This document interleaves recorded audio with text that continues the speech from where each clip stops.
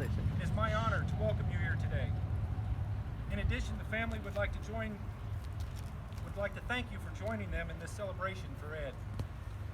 For those of you who may not know me, my name is Chris Shear, better known as Magella's husband.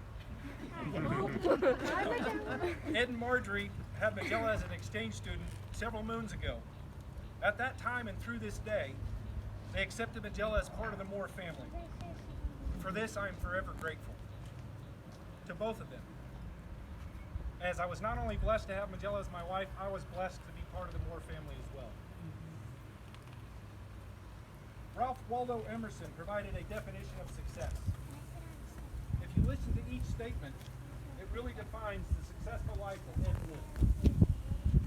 It reads, to laugh often and much, to win the respect of intelligent people and the affection of children, to earn the appreciation of honest critics and endure the betrayal of false friends, to appreciate beauty, to find the best in others, to leave the world a bit better, whether by a healthy child, a garden patch, or a redeemed social condition. To know that even one life has breathed easier because you have lived. This is to have succeeded. By that definition, Ed was a very, very successful man. We also know that Ed was a very successful fisherman. I cannot be certain if Ed wrote this or not, but it sounds like something that he would say. Give a man a fish, and you will feed him for a day. Teach a man to fish, and he will be able to spend much time in a boat at Loon Lake drinking beer. Today, we join together in celebration. A celebration of a life well lived by the legendary Mr. Edward Moore. Leviticus 23:4 tells us, these then are the festivals of the Lord, which you shall celebrate at the proper time. Now is the proper time. So as we share in this celebration today, let us do so with gladness in our hearts. The gladness of having the privilege to have known Ed. The gladness and privilege to have been able to listen to one of many Ed's stories, many of which were true, by the way. The gladness and privilege to have served with Ed, worked with Ed, fished with Ed, spent time in the wood shop with Ed, or simply being part of Ed's life. For these and many other reasons, we have much to celebrate today. I came across a short poem that reads, a meaningful life is not about being rich, being popular, being highly educated, or being perfect. It's about being real, being humble, being strong, and being able to share ourselves and touch the lives of others. Looking out at each one of you, I know that Ed touched your lives as you did his. The poem I just read mentioned the word perfect. What would Ed always state when you ask him how he was doing? Perfect. Perfect. Romans 12:2 tells us, do not conform yourselves to this age, but be transformed by the renewal of your mind, so that you may judge what is God's will, what is good, pleasing, and perfect. Once again, thank you for joining us today for this celebration, this perfect celebration. And now we'll proceed to the next. Mark. I'm sorry? Mark. For those of you who don't know me, I'm Mark. I'm one of Ed's sons-in-laws. Ben is around somewhere. When Margie asked me to speak, I immediately started thinking of what stories I could tell. Oh boy. Whether they're stories involving a dog, a parachute, and the Roanoke Town Water Tower, or helping a little Jewish lady pick out the perfect ham, or helping newlyweds with outfitting their brand new apartment with the finest china and silverware that White Castle has to offer. He was, just full of stories.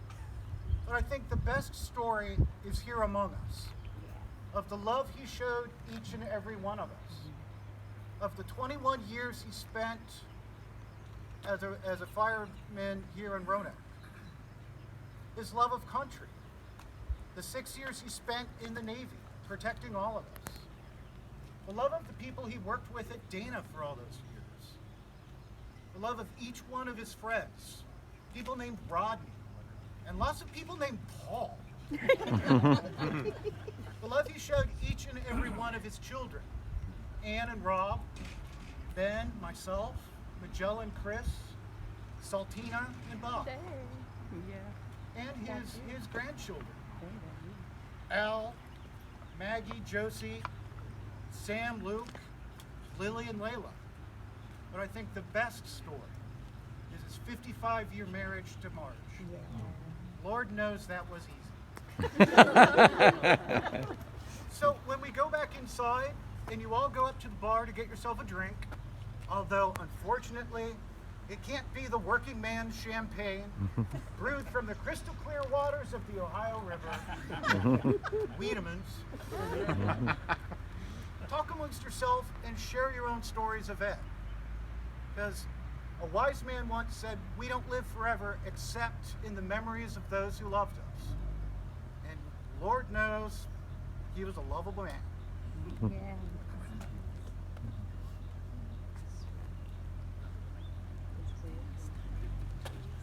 those of you who don't know me, my name's Rob Martinez. I am the son-in-law of Ed Moore, who had the privilege of having his Pepsi spiked with Tabasco by him.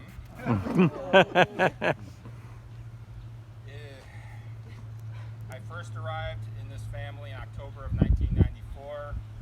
I met him, and he immediately offered me a Wiedemann's beer. The guy can tell stories, many of which were talked about. But I want to talk about memories that many of you probably don't know. I sat with him one night around a fire, and he told me that he had to give up his beloved Indian motorcycle before he could marry Marge. She would not let him have it. I was there when I saw him pull out a $50 bill and give it to a hostess at a restaurant immediately following the graduation of his daughter, Ann, from med school. I never saw him more proud in his life at that time. I'll never forget the look on his face when he took an electric fly swatter and zapped the elbow of his daughter, his granddaughter, Josie, Maggie. And the look on Marge's face when she found out what Ed had done. I'll never forget the time after a little too much Wiedemann's. I won't share that. But we've had 15 months to think about what we wanted to say and what we wanted to do. And today we got together. He would have loved this. On behalf of the family of Marge, Ben, Ann, myself, everybody here, I want to thank you for coming. I want to thank the American Legion for honoring him, for all the service they've done. He told me many stories about him in the Navy. He told me many stories about his time here at the Legion. During this past week, I've scanned over 4,000 photographs, and it was 40 years ago today in the old Legion downtown in Roanoke that they gave him a birthday party. And I found a picture of the cake, and it was a giant sheet of cake, white icing, and it had the Wiedemann's logo on it. Right.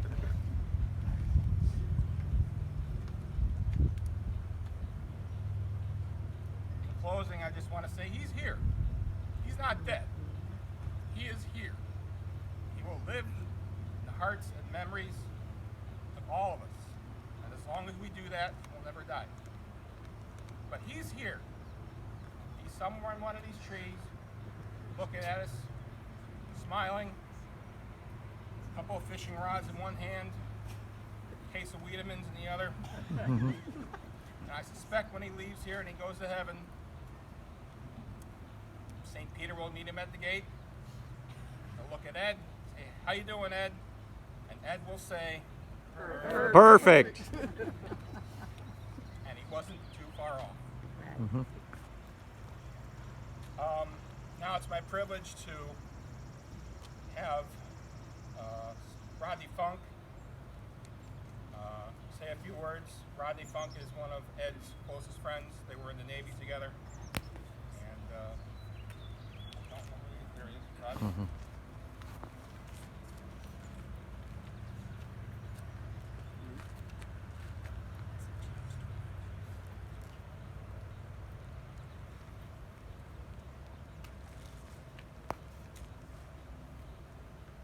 I just wanted to share with you, whether you probably, a lot of you, in fact, all of you knew Ed probably as well as I did. One thing about Ed, if he was your friend, he was your friend for life, through thick or thin. Ed stood by me, a lot of problems. When we first came back from the military, he was always there for me. I talked to Margie about saying something. I tried to think of a lot of things I could say, and most of them I can't. Just suffice it to say, Ed was a very, very special person. The last time I went to the lake to visit Ed, I think we were sitting and talking for quite a while. And Margie, I think she did it purposely, got up and left the room just so that Ed and I'd be there. I walked over to Ed, stood by his chair there, and I said, "Ed, I love you very much. You're the brother I've never had." He looked up at me, grabbed my hand. He said, "Roger, you're my brother too."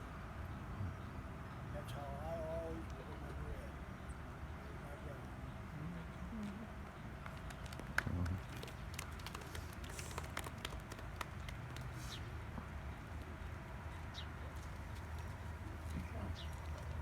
We want to thank everybody for joining us, and we appreciate the honor that you are going to provide for us now here.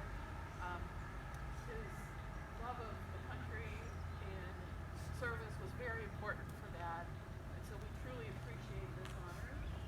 For those of you who struggle with loud noises, there will be some. But we're going to go ahead and proceed with this part of the service.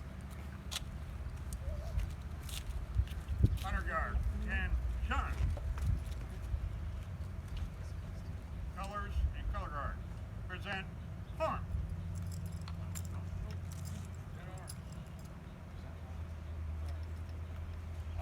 When you eject those rounds, it's going to be a strong pull, otherwise they won't get. Okay. Firing position. Move.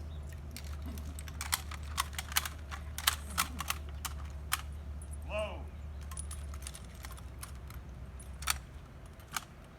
Ready. Aim. Fire.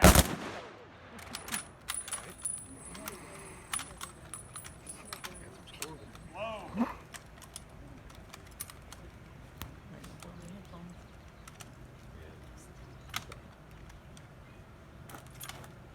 Ready. Aim. Fire.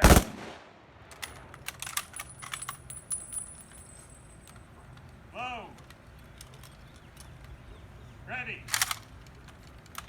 Aim. Fire. Firing squad. Present. Harm.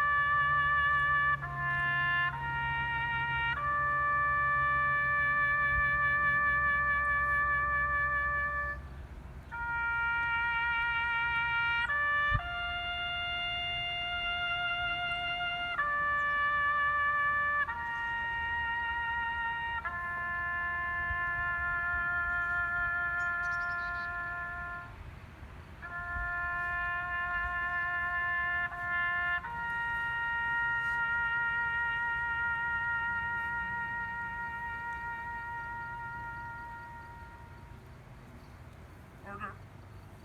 Huh. Oh wow, nice bread.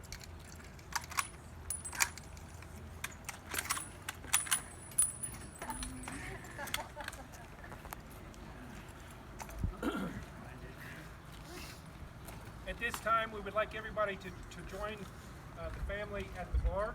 Correct, Dan? At the bar for a drink. Also, the bar is open. There's a light meal being provided inside, so thank you for the leaving. Okay. They're going to require just a couple of minutes to get a couple of things set up. So make your way inside to the bar area. There'll be a light meal provided afterwards. And Marjorie, if you would like a drink after that, tell them at the bar that Marjorie sent you. Yes. Marjorie sent you and you're here for Ed's celebration. Yes. So thank you. Mom, do you